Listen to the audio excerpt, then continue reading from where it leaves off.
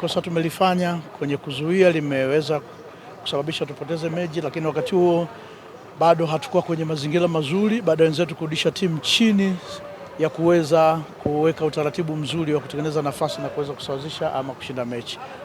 Nadhani tumeanza vibaya. Ni jukumu langu kuona tunafanya masahisho na mechi ijayo tunakuwa kwenye hali nzuri zaidi ya leo tulivyocheza. Uwepo wa wachezaji wapya kama ambavyo tumeona afya pili nimejaribu kuingiza, uwezi kuingiza kundi kubwa na muda wa mazoezi tulikuwa nao si wa kutosha, muunganiko pia ni shida.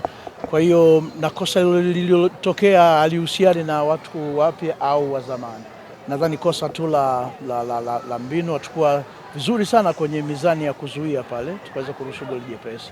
Na bahati mbaya hatukuweza kutengeneza move ambazo zingeweza kutengeneza nafasi na sisi kuzitumia kusawazisha magoli.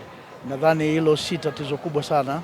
Tumeanza ligi vibaya, lakini nafasi nadhani ipo ya kuendelea kufanya masahisho na kuona tunakwenda kwenye mechi ya pili vizuri zaidi.